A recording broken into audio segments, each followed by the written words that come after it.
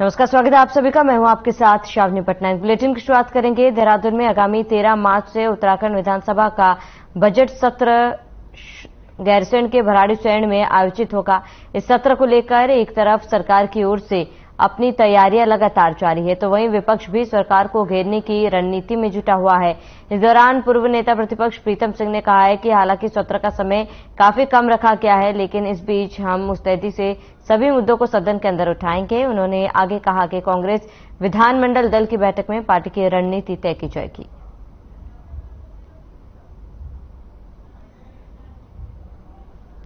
तो सत्र को लेकर तैयारी जारी है और 13 मार्च से होगी सत्र की शुरुआत। सत्र को लेकर सत्ता पक्ष और विपक्ष दोनों ही तैयार है। ऐसे में विपक्ष ने कहा है कि समय कम है, लेकिन वो कोशिश करेंगे हर एक मुद्दा सदन में उठाया जाए।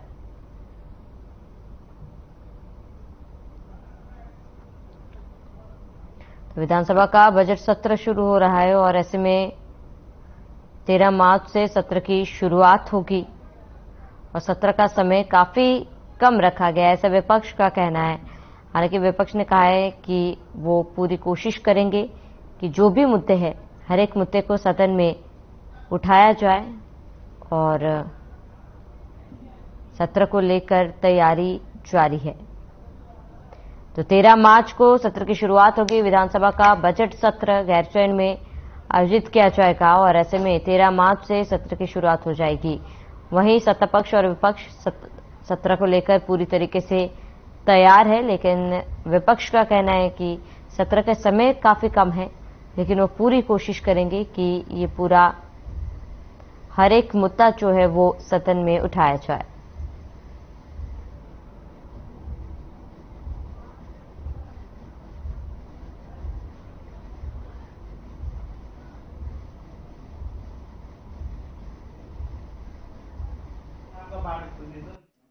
गैरसैंण में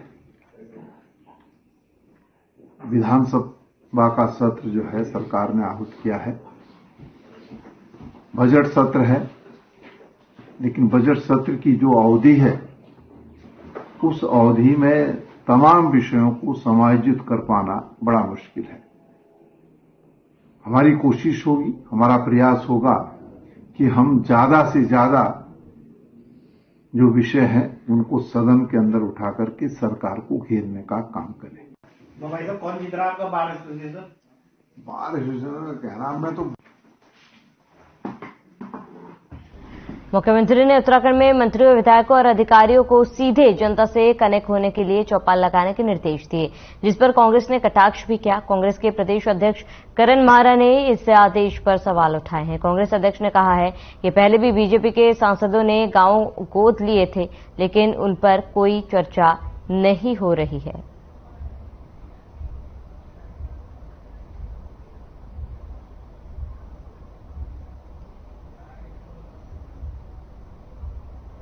कंप्लीट हो चुके हैं, खत्म हो चुके हैं। पहले इन्होंने एमपीज को कुछ विधानसभाएं और कुछ गांव दिए थे, क्या वो उनका आज तक उस पर कभी दोबारा चर्चा नहीं होती। अब ये कह रहे चौपाले लगाओ। ये काम तो वैसे भी विधायक और मंत्रियों का है, उनको पब्लिक से मिलना चाहिए, चौपाले लगानी चाहिए। ये तो स्वाभाविक प्रक्रिया है, इसमें आदेश करने की कहां से बात आ गई। और आदेश इसलिए किया जा रहा है क्योंकि उनके मंत्री और विधायक लोग कुछ कर नहीं रहे हैं। मुख्यमंत्री कोशिश कर रहे हैं कि वो करें, अच्छी बात है, लेकिन मुख्यमंत्री को ये कहना पड़ रहा है कि तुम ऐसा करो, तो निश्चित ही ये निंदा का विषय है। देहरादून में प्रदेश मीडिया प्रभारी बीजेपी मनवीर सिंह चौहान ने बताया कि उत्तराखंड को एक बार फिर केंद्र से बड़ी सहायता मिलने जा रही है। दरअसल पीएमश्री योजना में प्रदेश के 232 प्राथमिक और माध्यमिक विद्यालय चयनित हुए हैं, जिसके अंतर्गत चयनित विद्यालयों को खेल के मैदान, स्मार्ट क्लास, फर्नीचर जैसी आवश्यक सुविधाओं के लिए 300 से 400 करोड़ तक धनराशि मिलेगी। केंद्र ने इस योजना में उन्हीं राजकीय विद्यालयों को चयन किया है जो राष्ट्रीय शिक्षा नीति में निर्धारित मांगों की पूर्ति करते हैं।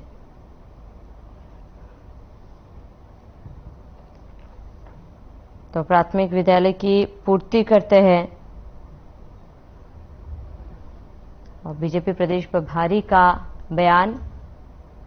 उन्होंने कहा कि प्राथमिक माध्यमिक विद्यालय चयनित किए गए हैं और ये सभी विद्यालय केंद्र से इन सभी विद्यालयों को सहायता मिलेगी, जिसका लाभ कहीं ना कहीं वहां पढ़ रहे छात्रों छात्राओं को मिलेगा।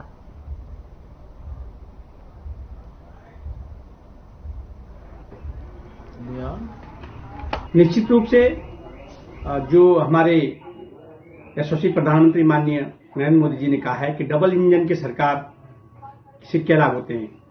डबल इंजन सरकार के जो लाभ मिल रहे हैं वो अब धरातल में उतर रहे हैं। उसी के अंतर्गत प्रधानमंत्री श्री योजना के अंतर्गत हमारे प्रदेश के 232 विद्यालयों को इस योजना के लिए चिन्हित किया गया है और इसमें करीब हमारे प्रदेश को 300 से 400 करोड़ रुपए विद्यालयों के स्मार्ट क्लासेस हुई, खेल के मैदान के लिए हुई और बच्चों के सर्वांगीण विकास के लिए।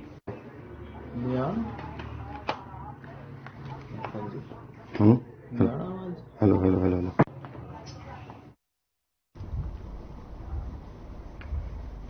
तो 1 मार्च से तीर्थ नगरी ऋषिकेश में योग महोत्सव शुरू होने जा रहा है। ये महोत्सव 1 से 7 मार्च तक चलेगा, जिसका शुभारंभ मुख्यमंत्री पुष्कर सिंह धामी करेंगे। इसको लेकर प्रदेश के पर्यटन और तीर्थाटन मंत्री सतपाल महाराज ने बताया कि योग साधकों के लिए 7 दिन की दिनचर्या तय रहेगी। साथ ही अलग अलग विषयों पर साधकों को प्रशिक्षण दिया जाएगा। इसके अलावा रोज सुबह योग सत्र का भी आयोजन होगा। वहीं ड्रोन शो का भी आयोजन किया जाएगा।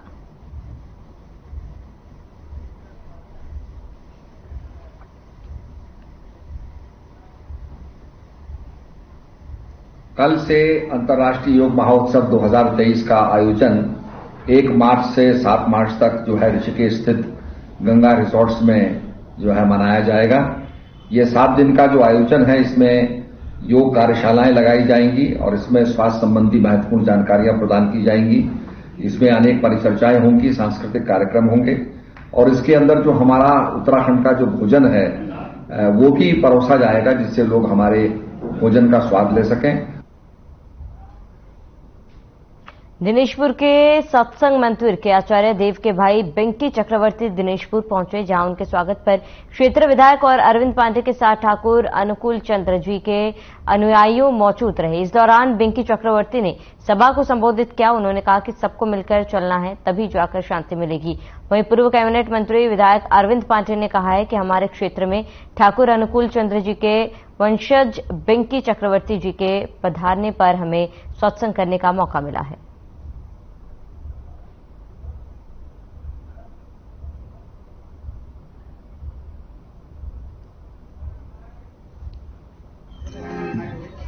ये भूपेश भाई आप सभी को सादर जय गुरु, वंदे पुरुषोत्तमम।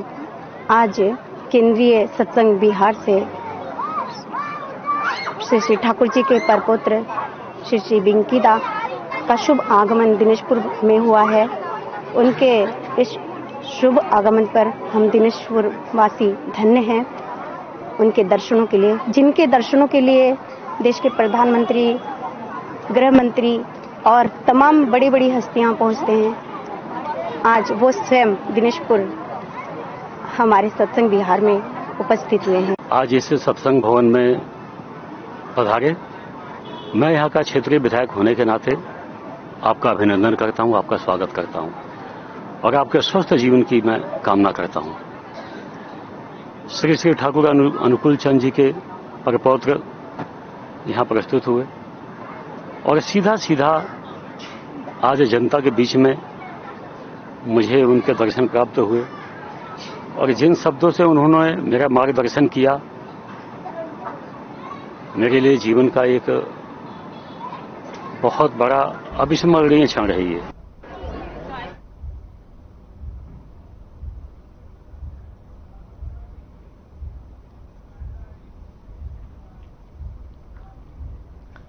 रामनगर में होने वाले G20 कार्यक्रम को लेकर मुख्य सचिव एसएस संधू ने अधिकारियों के साथ बाजपुर के नैनीताल दोराहा मार्ग का निरीक्षण किया।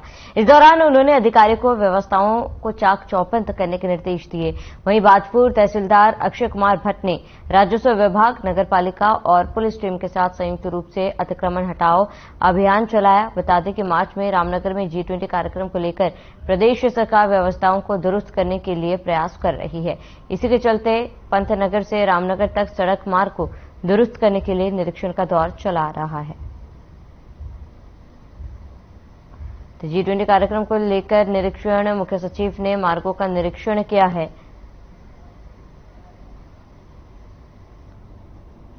व्यवस्थाओं को दुरुस्त करने के लिए निर्देश भी दे दिए गए हैं। तो G20 कार्यक्रम को लेकर अब धीरे धीरे तैयारियां जो है वो तेज हो चुकी है। इसको लेकर निरीक्षण भी किया जा रहा है। मुख्य सचिव ने कई मार्गों का निरीक्षण भी किया है और व्यवस्थाओं को दुरुस्त करने के भी निर्देश दिए हैं। जैसा कि विदित है आप कि जो रामनगर में हमारी G20 समिट होने वाली है, उसके तहत जो रूट तय हुआ है वो रुद्रपुर से बाजपुर होते हुए रामनगर तक का रूट है। तो उसमें जिलाधिकारी महोदय के आदेशों के क्रम में आज जो हमारा हाईवे का एरिया, स्टेट हाईवे का जो भी एरिया है लगा हुआ, तो उसकी व्यवस्थाओं को चाक चौबंद और दुरुस्त करने हेतु जितने भी अनऑथराइज्ड जितने भी होल्डिंग्स हैं या कोई अतिक्रमण है, उसको हटाने का अभियान आज पुलिस और नगर पालिका की टीम के साथ किया जा रहा है।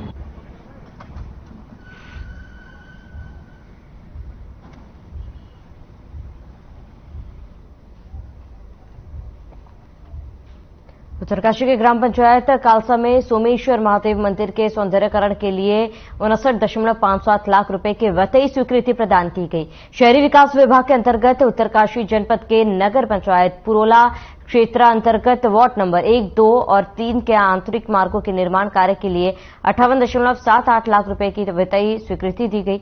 मुख्यमंत्री की ओर से समाज कल्याण विभाग के अंतर्गत जनपद पिथौरागढ़ के विधानसभा क्षेत्र धारचूला के लिंगुरानी से रालम ट्रैक रूट एवं रालम से रालम ग्लेशियर ट्रैक रूट के निर्माण के लिए 40.1 लाख रुपए की वित्तीय स्वीकृति प्रदान की गई। समाज कल्याण विभाग के अंतर्गत विधानसभा क्षेत्र धारचूला के ग्राम वेणा में निकास नाली निर्माण के लिए 34.73 लाख रुपए की वित्तीय स्वीकृति दी गई।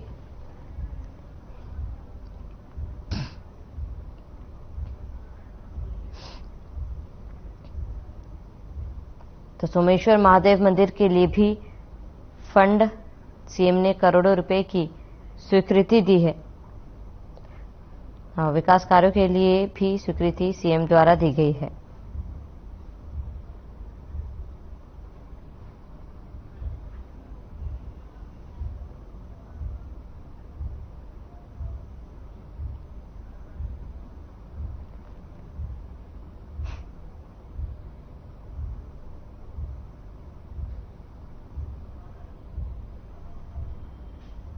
नकल विरोधी कानून को लेकर कल हल्द्वानी में भाजपा युवा मोर्चा एक बड़ी आभार रैली करने जा रही है, जिसमें मुख्यमंत्री पुष्कर सिंह धामी का आभार किया जाएगा। आभार रैली की जानकारी देते हुए भाजपा प्रदेश महामंत्री राजेंद्र बिष्ट और युवा मोर्चा प्रदेश अध्यक्ष शशांक रावत ने बताया कि नैनीताल और उधम सिंह नगर जिले से 10,000 युवा कल मुख्यमंत्री पुष्कर सिंह धामी का आभार जताएंगे। भाजपा प्रदेश महामंत्री राजेंद्र बिष्ट ने कहा है कि उत्तराखंड देश में पहला ऐसा देश है और प्रदेश है जहां सबसे कठोर नकल विरोधी कानून बना है। युवाओं के भविष्य को देखते हुए मुख्यमंत्री पुष्कर सिंह धामी ने यह कानून बनाया, लिहाजा युवा उनका आभार करने के लिए बेहद उत्साहित है। इसीलिए कल रामलीला मैदान में युवा आभार रैली आयोजित की जा रही है। वहीं भाजपा युवा मोर्चा प्रदेश अध्यक्ष शशांक रावत ने कहा है, युवाओं के भविष्य को देखते हुए नकल विरोधी कानून से माफियाओं की खत्म करने का काम किया गया। इसीलिए भाजपा युवा मोर्चा मुख्यमंत्री पुष्कर सिंह धामी के आभार रैली का आयोजन कर रही है।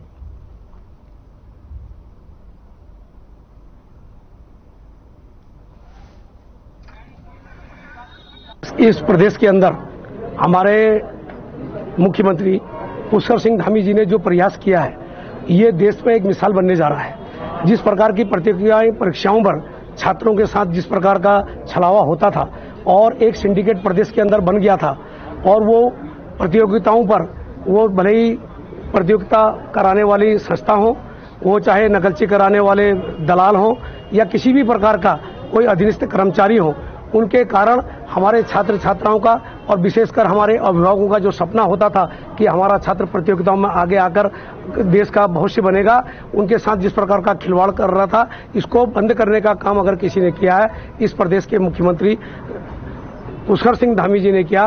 का कल आयोजन है, रामलीला मैदान में है। इसमें 10,000 से अधिक संख्या की युवा आने की हमें पूरी उम्मीद है। इसमें हम संगठन की दृष्टि से देखें तो इसमें काशीपुर, उधम सिंह नगर और नैनीताल के युवा इसमें उपस्थित रहेंगे। इसमें युवा मोर्चा के पदाधिकारी और जितने भी परीक्षार्थी हैं और जितने भी हमारे युवा साथी हैं इसमें उपस्थित रहेंगे। जैसा कि हम सभी को पता है कि कड़ा कानून एक माननीय मुख्यमंत्री जी पूरे राज्य में लेकर आए हैं, ये नकल विरोधी कानून। तो इसी का आभार प्रकट करने के लिए कि युवाओं में एक सकारात्मक ऊर्जा आई है, एक सकारात्मक संदेश आया है, तो उसी का आभार प्रकट करने के लिए इस रैली का आयोजन किया जा रहा है और इसमें सभी युवा साथी हमारे उपस्थित रहेंगे। युवा मोर्चा के बहुत ही कर्मठ तो यूथ कांग्रेस ने नकल विरोधी कानून बनने के बाद बीजेपी की तरफ से कानून को लेकर कल हल्द्वानी में होने जा रही युवाओं की आभार रैली का विरोध करने का ऐलान किया है। यूथ कांग्रेस के प्रदेश अध्यक्ष सुमित्र भुल्लर ने प्रेस वार्ता कर भाजपा सरकार पर आरोप लगाते हुए कहा है कि मुख्यमंत्री सीबीआई जांच कराने के बजाय खुद ही आभार रैली करवा रहे हैं, जिसका यूथ कांग्रेस काले झंडे दिखाकर विरोध करेगी।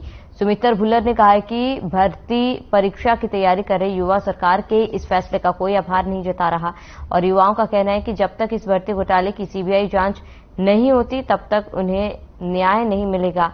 इसके अलावा यूथ कांग्रेस जहां जहां मुख्यमंत्री के कार्यक्रम होंगे वहां वहां विरोध होगी।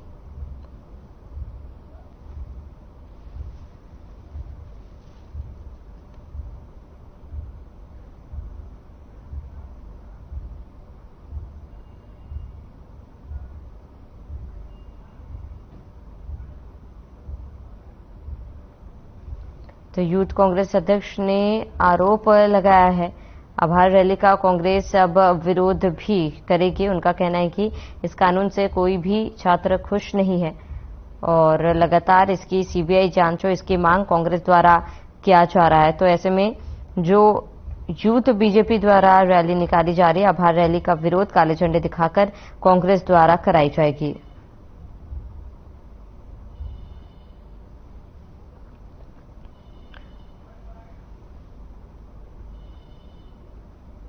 लगातार राज्य सरकार हवाई निर्णय ले रही है, जिनका यूथ कांग्रेस लगातार विरोध कर रही है। प्रदेश के अंदर नकल माफिया और नकल कराने वाले लोग ही नकल विरोधी कानून बनाकर प्रदेश के युवाओं के साथ भद्दा मजाक कर रहे हैं और जश्न मना रहे हैं। किस बात का जश्न? युवाओं का जो असली मुद्दा रोजगार तो मिला ही नहीं। जब रोजगार उपलब्ध करा दें तब जश्न मनाइए, खूब रैली निकालिए, खूब आयोजन करिए। देखिए, पहले तो हम लंबे समय से मांग कर रहे हैं कि प्रदेश में जो भर्ती घोटाला हुआ है उनकी सीबीआई जांच कराई जाए और सरकार घुमा फिरा करके उस ट्रैक से लोगों का ध्यान भटकाना चाहती है। तो हम अपनी मांग पर अडिग हैं और हमने एक माह पूर्व ये फैसला किया था युवा कांग्रेस की बैठक में, प्रदेश कार्यकारिणी की बैठक में, कि जब तक मुख्यमंत्री सीबीआई जांच की संस्तुति नहीं करते हैं तब तक मुख्यमंत्री प्रदेश में जहां भी जाएंगे वहां पर यूथ कांग्रेस के लोग, विपक्ष के लोग उनको काले झंडे दिखाने का काम करेंगे, उनके खिलाफ प्रदर्शन करने का काम करेंगे और अपनी सीबीआई जांच की मांग करने का काम करेंगे।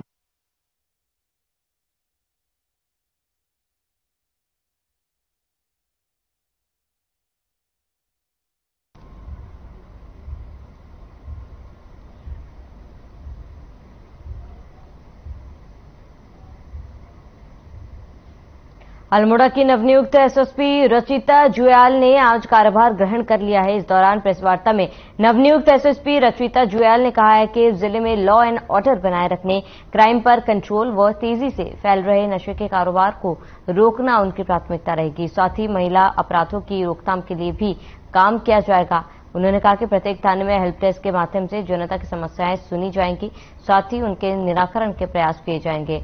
एसएसपी जुयाल ने कहा है कि अल्मोड़ा शहर में ट्रैफिक को लेकर कुछ समस्याएं उनके संज्ञान में आई है, इसके लिए जल्द ही कार्रवाई की जाएगी।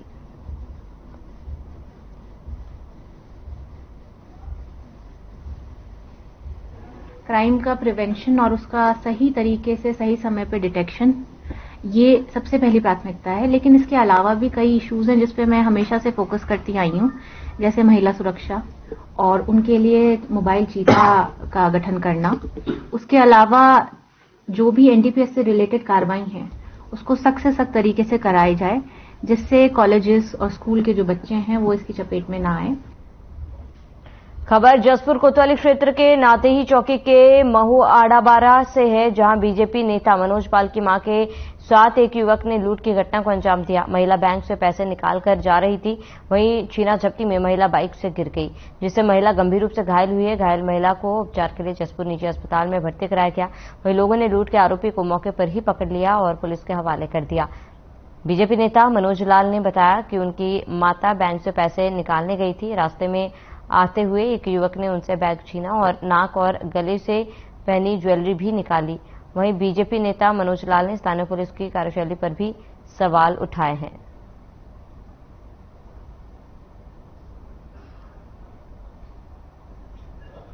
मामला जसपुर में आया था कि एक ये महिला है तो ये बैंक से अपना काम करके निकल रही थी, तो एक मोटरसाइकिल इनके पीछे जो इनका पीछा करने लगी और एक सुनसान जगह पर देखकर इनकी पीछे मोटरसाइकिल पर बैठी हुई थी, उसी ने छीना झपटी करते हुए इनसे रुपयों से भरा बैग छीनने का प्रयास किया और इसी दौरान महिला के डिसबैलेंस होने से गिर के चोट लग गई।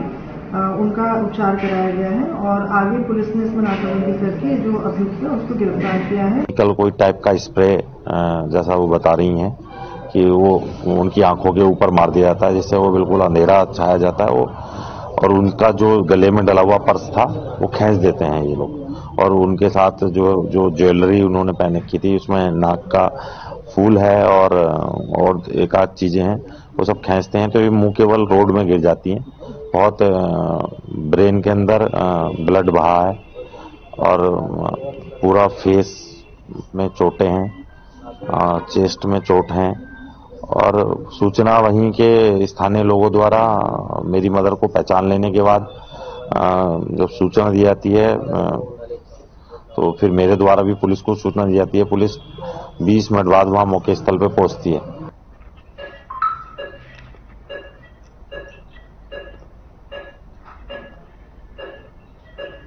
तो राष्ट्रीय हिंदू संगठन से जुड़े कार्यकर्ताओं ने लश्कर के शिव चौक पर मानव श्रृंखला बनाकर भारत को हिंदू राष्ट्र घोषित करने की सरकार से मांग की है। इस दौरान राष्ट्रीय हिंदू संगठन के प्रदेश अध्यक्ष अजय वर्मा ने कहा है कि भारतवर्ष को अखंड हिंदू राष्ट्र बनाने की मांग को लेकर उन्होंने मानव श्रृंखला बनाई और एकता का संदेश दिया। इस मांग को लेकर उनके संगठन के राष्ट्रीय अध्यक्ष द्वारा संकल्प यात्रा भी निकाली गई। बता दें कि बागेश्वर धाम धीरेन्द्र शास्त्री के द्वारा उठाई गई मांग अब जगह जगह देखने को मिल रही है, जिसकी फलस्वरूप लश्कर में शिव चौक पर मानव श्रृंखला आरएफ से जुड़े कार्यकर्ताओं ने अखंड हिंदू राष्ट्र बनाने की मांग की है।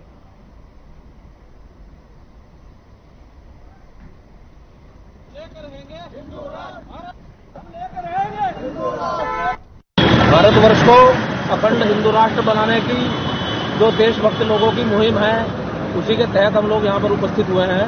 अनेक लोग अभी रास्ते में जो आने वाले हैं, तो विषय यही है कि भारत को हिंदू राष्ट्र घोषित किया जाए। इस संदर्भ में 20 तारीख को सम्मानित जिलाधिकारी के माध्यम से देश के महामहिम राष्ट्रपति जी और देश के प्रधानमंत्री जी को ज्ञापन दे चुके हैं।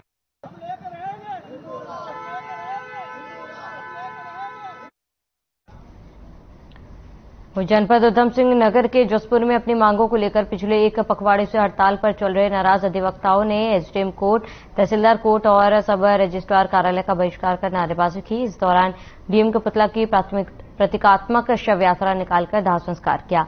साथ ही उप जिलाधिकारी कार्यालय आए एडीएम का घेराव कर नारेबाजी की। आपको बता दें कि पिछले लगभग एक पखवाड़े से जसपुर व काशीपुर बार एसोसिएशन ने अधिवक्ता के दाखिल खारिज अपील एसडीएम कोर्ट में ही सुनवाई आदि की मांग की है। उसके बाद जिलाधिकारी द्वारा अधिवक्ताओं के शिष्टमंडल को मिलने का समय नहीं दिया गया, जिसके चलते अधिवक्ता पूर्ण रूप से कार्य बहिष्कार कर रखा है।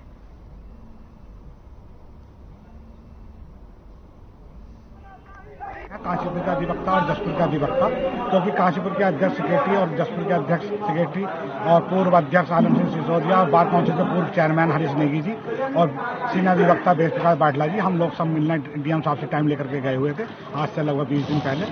लेकिन उन्होंने हमें समय देने के बावजूद अपने ऑफिस में बैठाए रखा 3 घंटे और उसके बाद पीछे दरवाजे से वो निकल के चले गए बिना वार्ता करे हुए, जबकि उनके शैडो ने हमें बुलाया और उनके जो स्टैनो हो उनके द्वारा हमारा टाइम लिया गया हुआ था।